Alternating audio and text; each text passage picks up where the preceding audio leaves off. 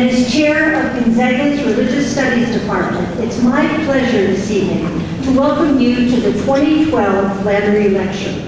Tonight's lecture is made possible by the Flannery Endowment. The endowment was established in 1973 by Maud Flannery to promote Catholic theology at Gonzaga University. I especially want to welcome Michael Flannery and his partner, Dean Lynch. Michael, where are you?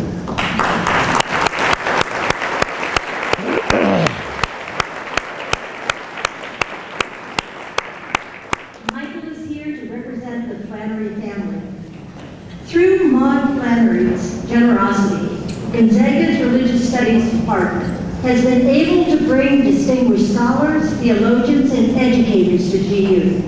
Their expertise has enriched our community and offered us many opportunities for further reflection.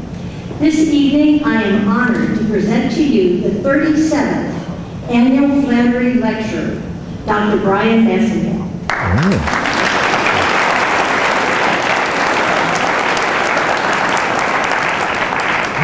Now, the next line in my introduction said, Dr. Massengill is an associate professor of theological ethics at Marquette University, but that's wrong.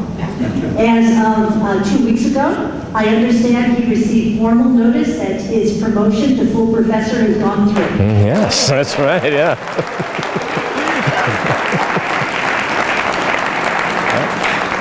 So now we can say Dr. Massengill is an almost full professor.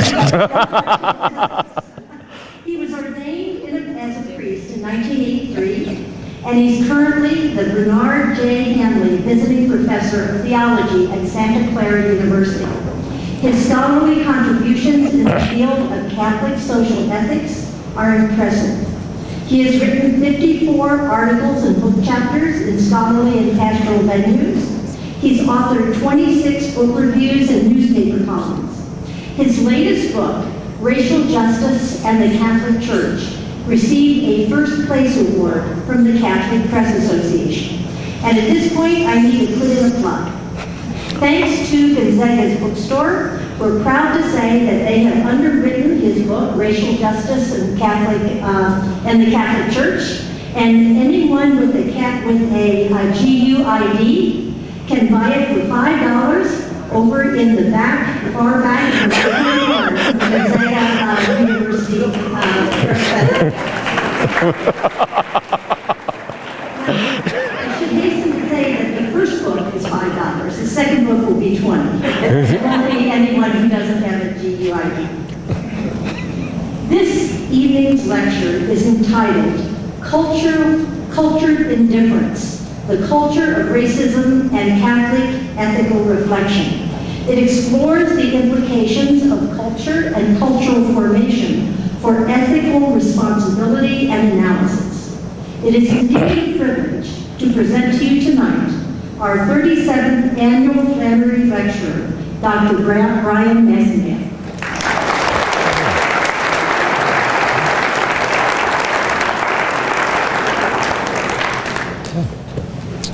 Well, thank you, Linda, and good evening. Good evening. That's an invitation for you to say good evening back. Good evening. Good evening. Thank you. Good. I want to thank Linda and the Department of Religious Studies here at Gonzaga for their wonderful and warm invitation and hospitality to be with you as their Flannery Lecturer. And the last time I was here was in 2002. And that was when the Black Catholic Theological Symposium, which is an association of Black Catholic scholars, we had our annual meeting here hosted by Robert Bartlett, who was here in the Gonzaga faculty at the time. And I have to say the campus has changed much in the last 10 years, and for the better. It looks beautiful here. So even though it's a little rainy, but that's okay too. It reminds me of home in Milwaukee, so not too bad. Now, I also understand that there are students here who, for extra credit or otherwise, have to write up a reflection upon what they've heard tonight in order to get course credit, right? No? Yes or no? Where are the students here who need extra credit, need to write something up? Okay, great. All sitting in the back so you can make an easy exit, okay. That's all right, because I've done this before. I know how the drill works. So I'm going to help you out right now. Listen carefully. I'm going to tell you the 5 points I'm going to make. Write them down. When I get to them, you can say, oh, if you've fallen asleep, you can point to the person next to you and say, did you get point 3? Okay. So this is what I'm going to talk about. Tonight's lecture is going to look at the impact of unconscious racism on Catholic moral thinking and ethical analysis. You have that down? You're writing it right now? Good. What I'm going to try to do is try to answer the question, how can the majority of Americans be blind or indifferent to the massive injustices that exist in our society? And I'm going to say that this blindness comes from cultured indifference. Here's a definition. Cultured indifference means the apathy or neglect of persons that's supported and justified by pervasive cultural beliefs and attitudes. Some of you are saying, repeat that again. Cultured indifference is apathy or neglect of persons that's supported by or justified by pervasive cultural beliefs and attitudes. So the question becomes, how does cultured indifference and unconscious racism, how do they seriously change the way Catholics need to think about moral responsibility and moral action? That's the whole lecture in 2 minutes. Now, after some stories, I'm going to talk about cultured indifference, first point. Second point, racism as a culture. Third point, unconscious racism that leads to selective sympathy. Then the fourth point will be a gap in Catholic thinking, which is why I'm going to say we need to have something called cultural sin. And then finally, some suggestions for addressing cultural sin. There you have it, the beginning, the middle, and the end. Happy? Oh, you zags, I know you were cheering louder for this when your team was in the playoff, was in the tournament. Students happy? Would that you would be that enthusiastic in the classroom. Wonderful. Now, with that as a beginning, middle, and end, let's talk more seriously about tonight's topic. Cultured indifference, the culture of racism and Catholic ethical reflection. Let me situate tonight's lecture in 4 different experiences or stories. The first. It is in the early morning of June 26, 2011, just last year, when Darrell Dedmon Jr. and 6 other teens, white teens, drove to Jackson, Mississippi to, as one of them put it, to F with some N-words. The teens attacked Mr. James Craig Anderson in a motel parking lot. As Mr. Anderson was being beaten, one of the teens shouted, "White power." As Mr. Anderson staggered to the edge of the lot, Mr. Dedmon drove his Ford F-250 truck over a curb, struck Mr. Anderson, and then ran over him. Mr. Dedmon told the others that he, quote, ran that N-word over. James Craig Anderson died as a result of the brutal attack he suffered. It should be further noted that this was not an untypical practice for this gang of white teens who routinely would look for vulnerable black men to subject to their violent terror. As one of the teens confessed during his guilty plea in court, describing his urge to find a black body to destroy, he said, quote, "I was young, ignorant, and full of hate," unquote.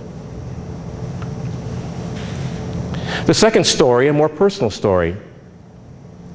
After a presentation I gave to a group of women religious a few years ago, one of them came up to me and said, "Father, you are so intelligent and so articulate, you must have been taught by one of our sisters."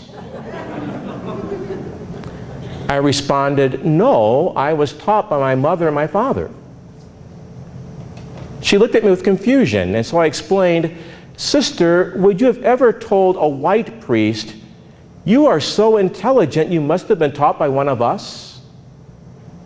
Didn't you assume that the only way I could be so intelligent was because a white person taught me?" She didn't speak to me for the rest of the weekend. Third story. A student approached me after a class at Marquette to continue debating a point raised during a lively and heated class discussion on the intersections of race and sexuality in some recent high-profile cases, such as Kobe Bryant, Tiger Woods, and O.J. Simpson.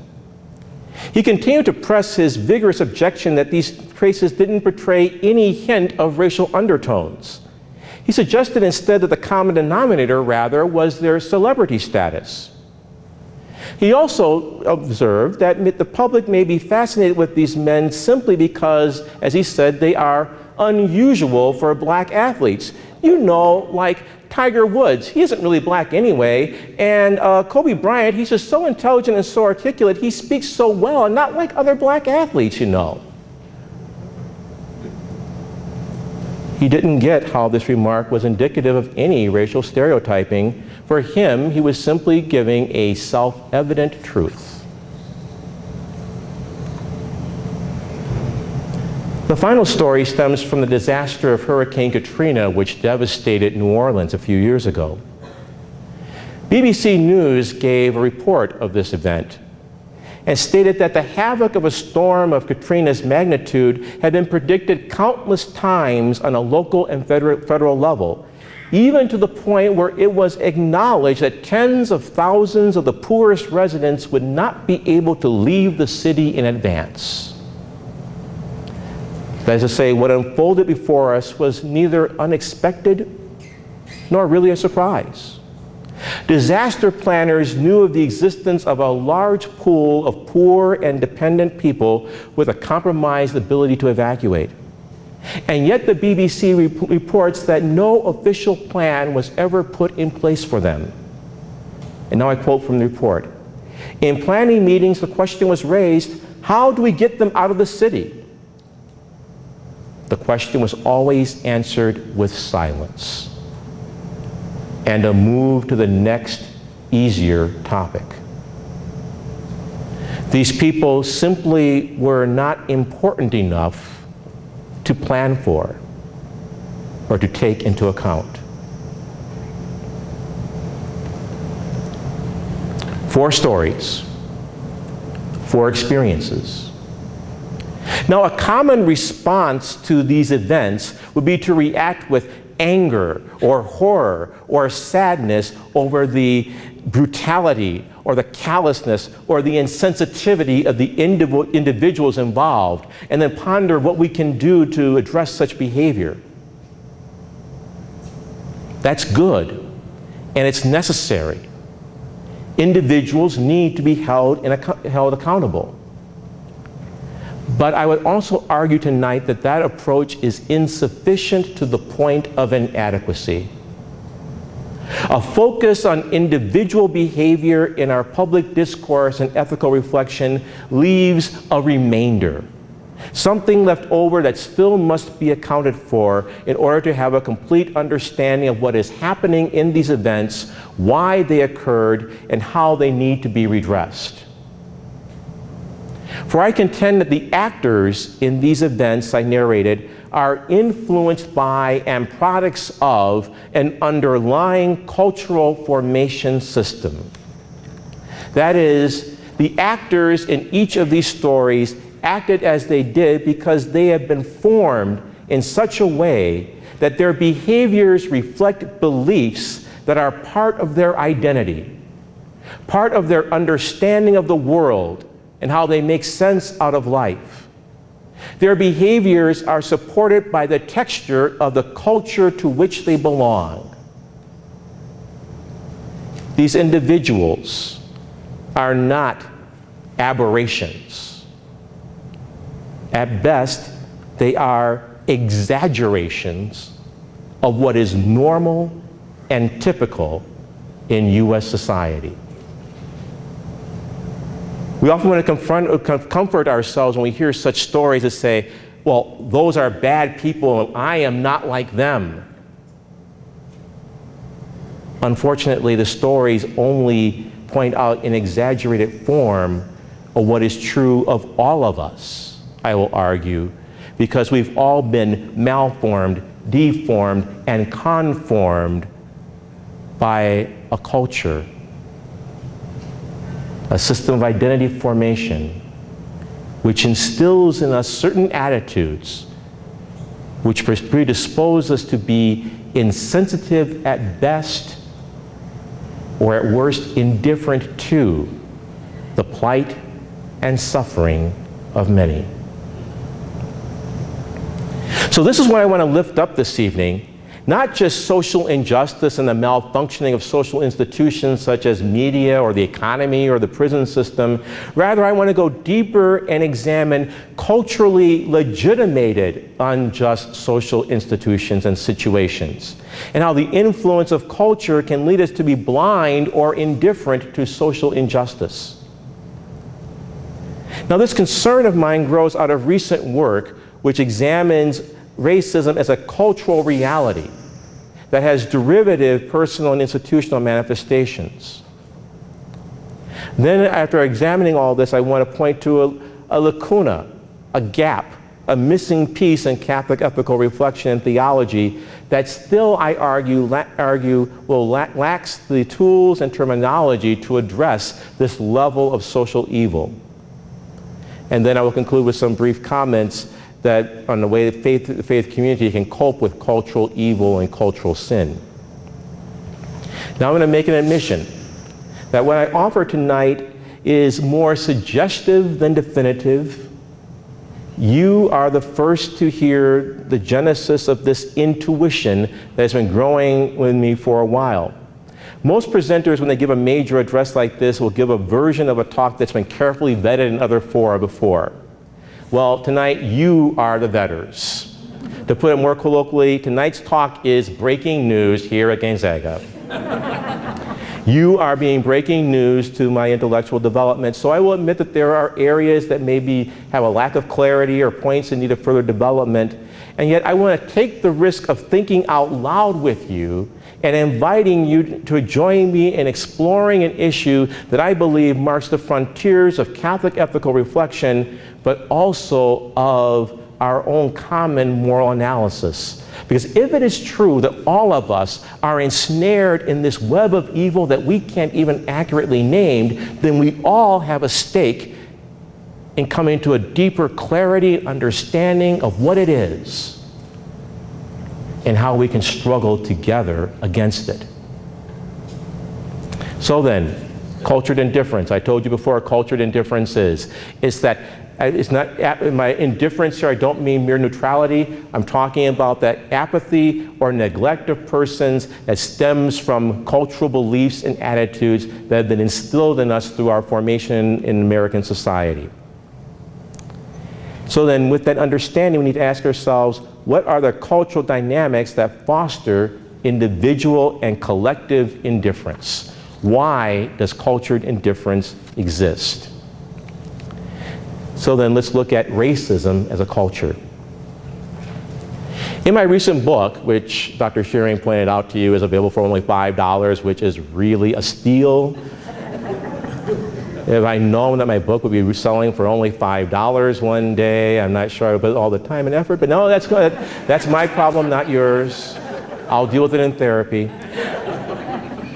In my recent book, I struggled with the question as to how to account for the reality of undeniable and major progress in race relations in the United States, as symbolized by the election of the first person of African descent as our president, which is an unprecedented major breakthrough. But how do you reconcile that breakthrough with the equally undeniable reality of the continuing persistence and some might even argue the hardening of racial disparities, resentments, violence, and tribalism, as seen in calls that we hear today to take back our country. Who's the our?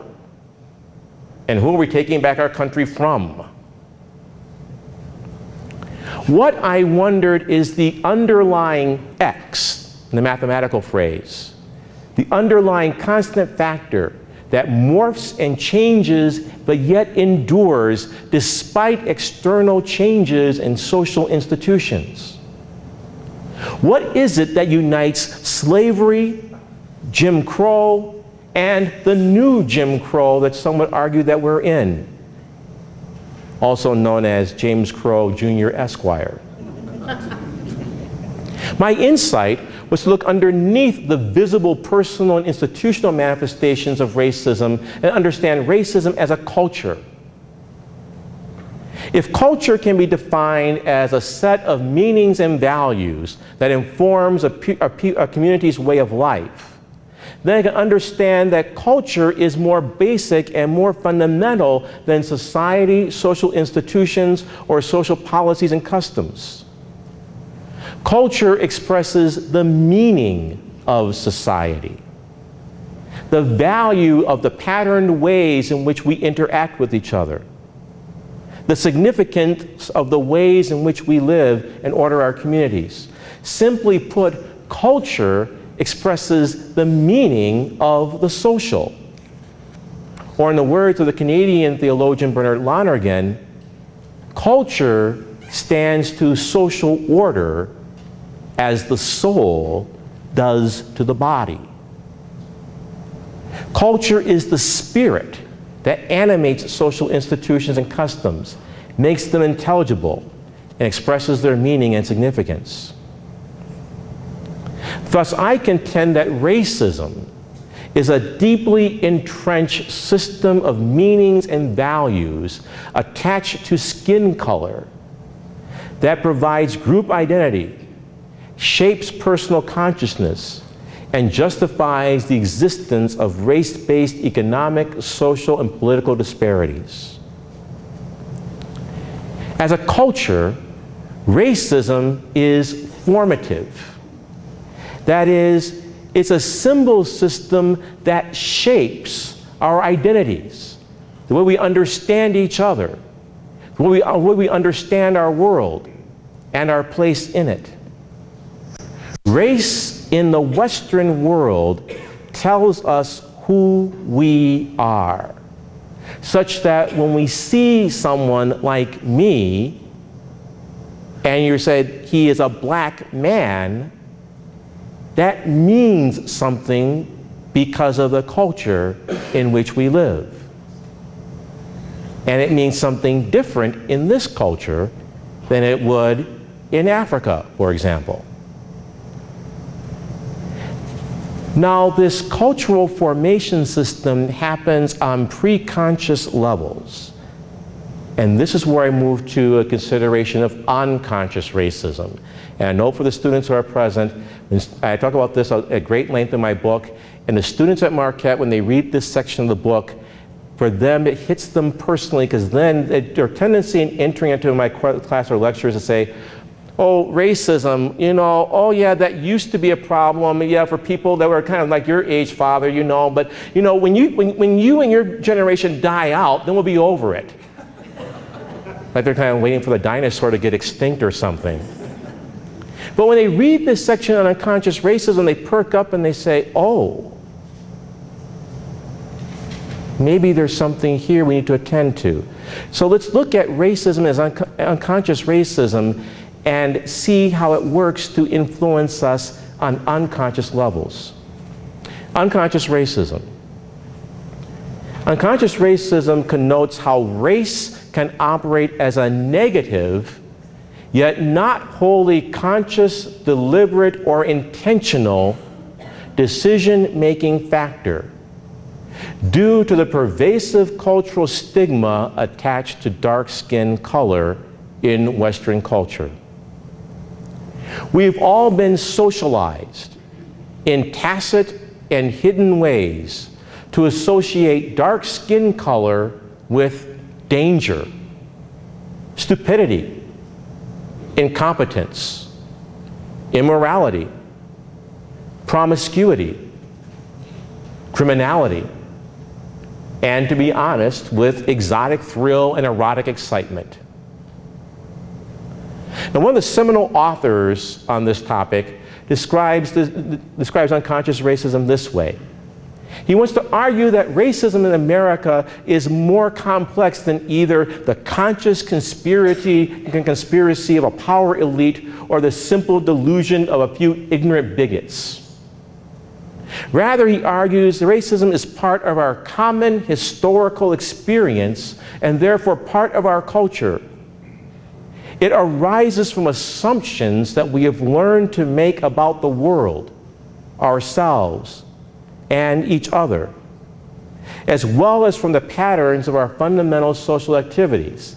But then he continues, not only does racism arise from the assumptions we've learned to make about ourselves and others, he says, at the same time, most of us are unaware of our racism. We don't recognize the ways in which our cultural experience has influenced our beliefs about race or the occasions in which those beliefs affect our actions. In other words, a large part of the behavior that produces racial discrimination is influenced by unconscious racial motivation. The argument here is that because we belong to a common history, we've all been socialized and affected by that common history. Now, oftentimes we think that racism is a thing of the past, so let me try to dramatize for you what exactly I mean by our common cultural history. If we were to map out the history of the African American presence in the United States on a timeline that's a ruler, 12 inches long, from 1619, when the first African Americans came to the United States as permanent residents, to 2012. The period from 1619 to 1865, which is the end of slavery, takes you to the 7.5-inch mark of the ruler. Then we had a brief period of Reconstruction until around 1892 with the Supreme Court decision Plessy versus Ferguson, which established legalized segregation. From 1892 until 1968, legalized segregation in America, where African Americans were legally second-class citizens, legally second-class human beings, up until 1968. That takes you to the 11-inch mark. The period from 1968 to the present is only 1 inch deep. Many of you students here are among the first generation to be born in a country where African Americans were considered full legal human beings. Now, what does that mean? That means that literally as a country, we're all skating on ice that's only 1 inch deep. Now, I know that you have winter here, unlike some places where I go. And that means that you some of you maybe even go ice skating. And being a person from Wisconsin, we were taught, as a Boy Scout, I was taught a rhyme in terms of knowing when it was safe to go out on the ice to skate. And the rhyme went like this: 1 inch, keep off. 2 inches, one may. 3 inches, small groups. 4 inches, okay. Because if the ice is only 1 inch thick, you can easily fall through.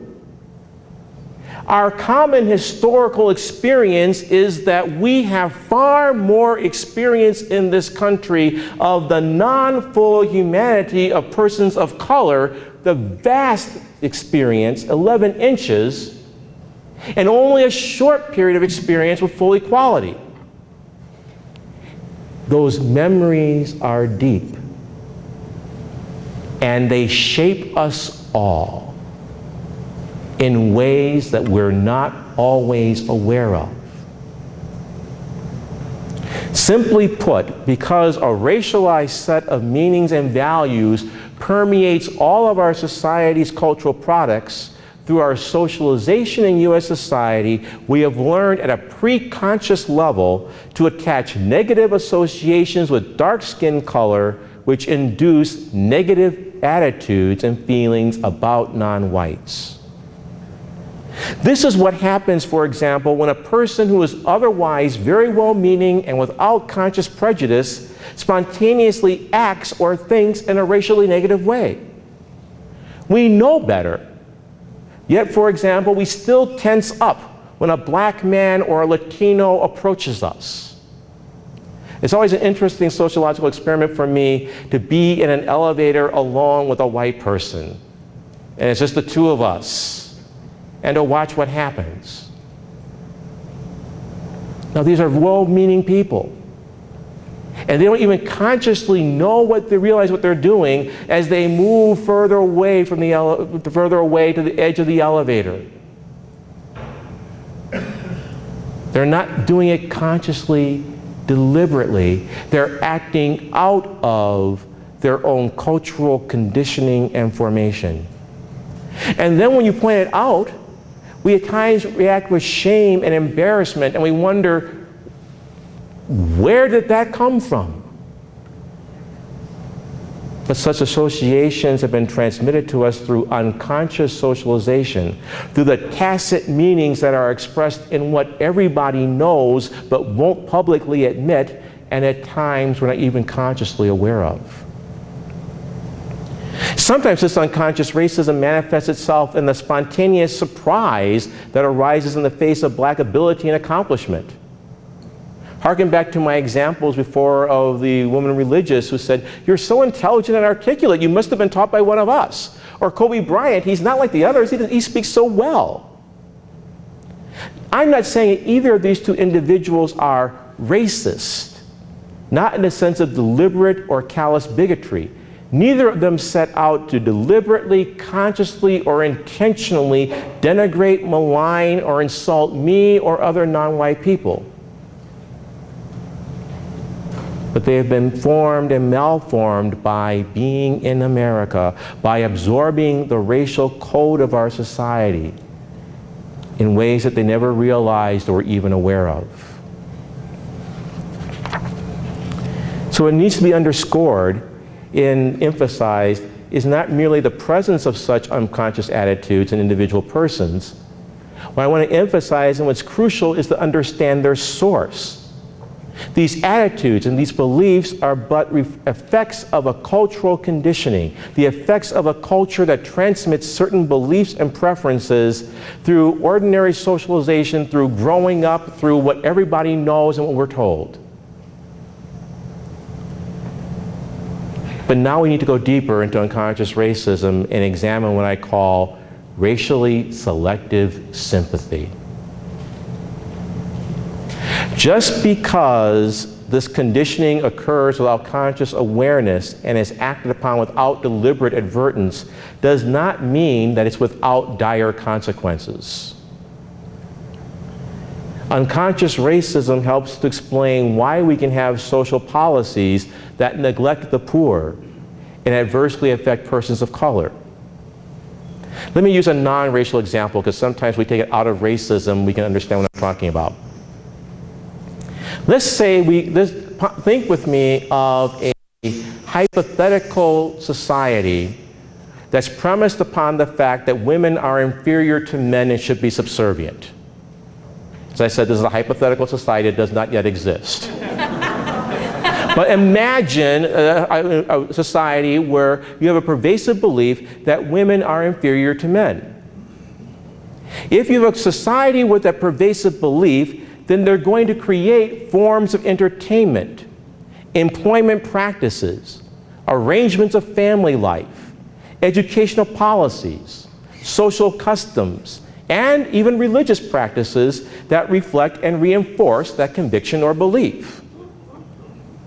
So, for example, when you look at the fact of pay disparity between men and women who are doing equal work, or you look at the differential between what basketball coaches of men's teams are paid versus basketball coaches of women's teams.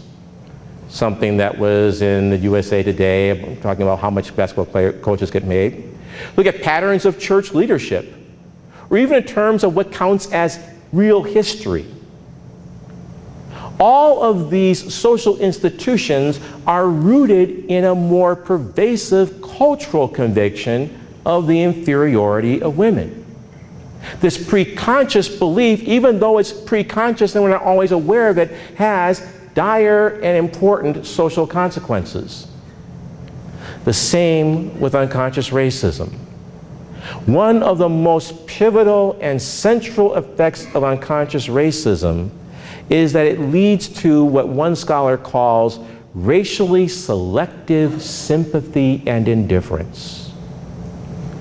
And by this, he means the unconscious failure to extend to a minority the same recognition of humanity and hence the same sympathy and care given as a matter of course to members of one's own group.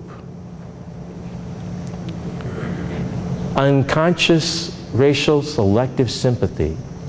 It leads to a callousness or an emotional blunting that's essential to maintaining an unjust society. Why does this exist? Because, in the words of Jesse Jackson, we've been socialized to have a high tolerance for black pain and suffering. This racially selective sympathy or indifference is critical, for example, to understanding why Katrina unfolded as it did. It explains, though it does not excuse, the apparent indifference of New Orleans public officials who knew that many would not be able to leave the city. It did not care enough to develop comprehensive plans for their evacuation.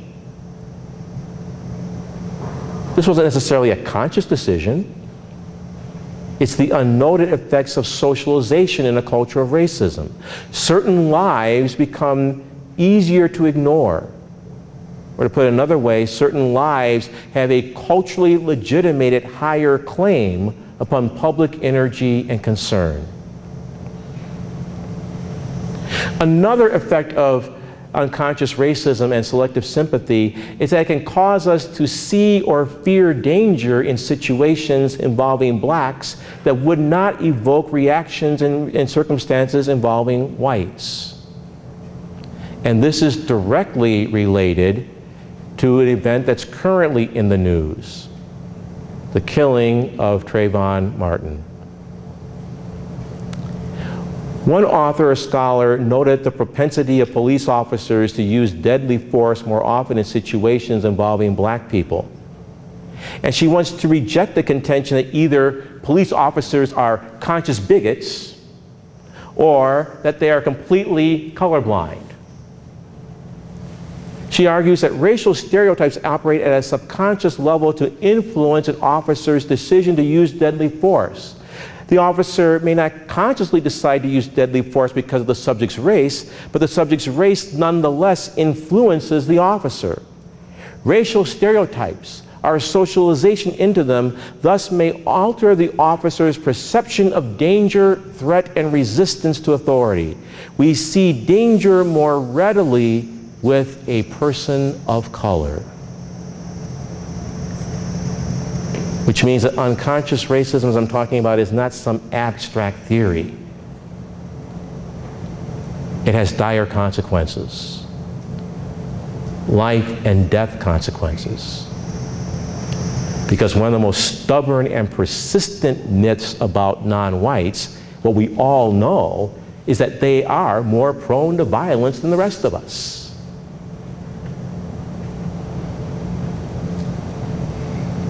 And yet these convictions operate in ways that we're not even always aware of their impact upon our decisions and our actions and our values.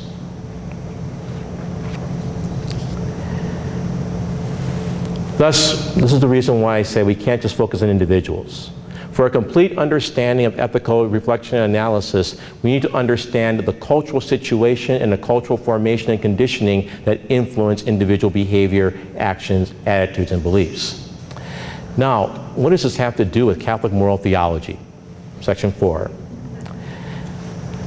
In brief, here's where we confront a weakness in Catholic moral theology and social thought.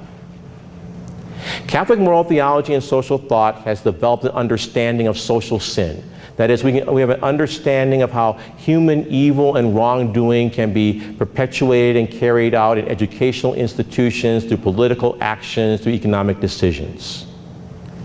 What has not been well attended to in Catholic moral reflection, however, is the influence of culture, either upon the formation of social institutions or upon an individual's actions and beliefs. We hear some Catholic leaders talk, for example, of a culture of death. But even in that discussion, we've not subjected culture to a searching examination or considered in depth the impact of cultural conditioning for ethical reflection and responsibility. Now, when I was a young freshman in college, we had to read a book in one of my required theology classes called Religion and Alienation by a theologian named Gregory Baum. This is a plea to you to watch what you're reading now, because it may come back to haunt you later. I read this book back in 1975, and now I went back to it and realized, oh my God, he was further ahead than where I thought he was. Gregory Baum, back in 1975, spoke of 4 levels of social sinfulness. The first level was a level made up of the injustices and dehumanizing trends built in various institutions, reflected, for example, in educational disparities, healthcare disparities, the different rates of incarceration. All those are levels of social evil. A second level, he argued, is made up of the cultural and religious symbols that legitimate and reinforce these injustices on the first level. Then he said there was a third level, which refers to the false consciousness, the distorted identities and institutions created by this cultural symbol, which make us do evil in a way that we're not always aware of it. In fact, we can think we're doing good because we think that what we're doing is normal, just the way things are, or even the will of God. We're acting simply as good Americans. That's that third level. That kind of distorted consciousness, false consciousness, those false identities I spoke of earlier. And then the fourth level he talked about were the decisions that people made based upon these distorted identities and false consciousness. So the dehumanizing trends, the cultural symbols, the false identity and distorted consciousness, and then those decisions that flow out of that identity. My argument is that to date, Catholic ethical reflection has only really focused on that first level. We readily accept that human sinfulness has a social dimension. We acknowledge that social institutions can reflect the virtues and vices of their creators and can cause human inequality. But what we have not yet done is to interrogate or systematically take into account the full impact of the underlying systems of meaning and value, the cultural ideologies that justify social institutions and arrangements. We still tend to emphasize the deliberate, the voluntary, the intentional. We've not given enough consideration to the cultural legitimation of evil, which can blind us to our captivity to value systems that are contrary to the gospel, value systems that can even make the gospel sound foolish. So take the example of racism. In Catholic ethical reflection does not find a critique or an examination of the underlying cultural beliefs or myths that can facilitate, engender, or legitimate racist behaviors. Racist beliefs are seen simply as widely held stereotypes. They're not examined as endemic patterns of cultural meaning or value. Unconscious racism has received little notice or attention. Nor to date have there been any attempts to look at the racialized self. That is how we are all raced. That race tells us who we are. Or to the fact that our sexuality that results from a socialization in a culture of racism. So for example, if we know anything, a very common, pervasive cultural belief about African Americans is that they are promiscuous and sexually irresponsible. That's why they have so many kids. Which leads to the argument, well, why should I use my hard-earned tax money to pay for these people's kids? Which leads to social neglect and callousness. Now, we pay attention to the social neglect and callousness, but we don't connect the dots back to the fundamental pervasive belief that they're all promiscuous and irresponsible sexually. That's the level of analysis that's missing in Catholic social reflection. Now, Gregory Baum calls these levels of social sin. I want to argue that those deeper levels are so pervasive and problematic and pose different challenges that they need another term. And the term, I argue, is for cultural sin. That culturally legitimated social evils and sinfulness pose unique challenges to moral analysis, ethical understanding, and pastoral practice, so much so that a new term is more than warranted. We're nearing the end of my time, and so I want to end by talking about, okay, what do we do? How do we redress these issues? I said before that my suggestions are more definitive and suggestive, more suggestive than definitive. I want to only highlight one possibility. One of the ways that we can redress cultural evil is to understand that because it affects us on preconscious transrational ways, rational discourse alone can't deal with the problem. Rather, I think the solution lies in the cultivation of what I call transformative love. Transformative love. There exist remarkable testimonies to the power of deep interracial friendship and love in shattering the false personal identity built upon a racialized set of meanings and values that informs American society. These narratives, for example, speak of white individuals becoming black, that is, a new way of being black and experiencing social reality. In my book, I tell one of these narratives, and I just want to talk about it just briefly. It's of a white CEO who's married to an African American woman. And he's talking to an interviewer about his family. And he says, well, you know, I don't consider myself totally white. Physically, I'm white, I know. But my wife and my love is a black woman. And my son is this little golden boy. He's over there. He points to a photo on his desk. I really don't permit myself to think of myself as just white, you know. Now, maybe part of that's out of an abhorrence at what whites have done to Native Americans and to African Americans, and how intolerant as a group we've been. But you know, I remember some years ago being at a party with my wife in a local city, and on the ride home, it was a party with all white people, you know, sort of yuppies, and it was a polite, nice party, but there was no music. There was no liveliness. You know, when you have people of color at a party, there's usually music on, they have a lot of warmth. And so when we were riding home, I looked at my wife and I said, geez, honey, we were the only black people there.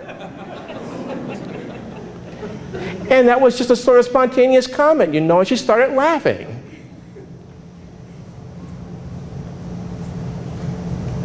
What I'm suggesting is that deep interracial love and friendship transforms identity so that one sees life differently and understands one's self differently, and has the power to break through the kind of cultural conditioning which holds us bondage.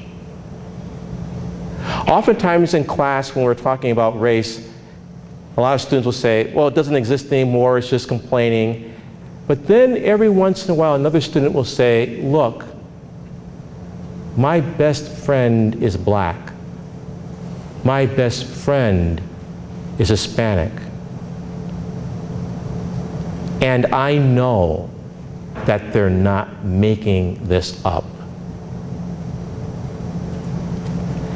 That kind of love changes things. It changes us viscerally on deep levels. And it makes us willing to speak truth and endure the severe demands that deep social change and transformation requires.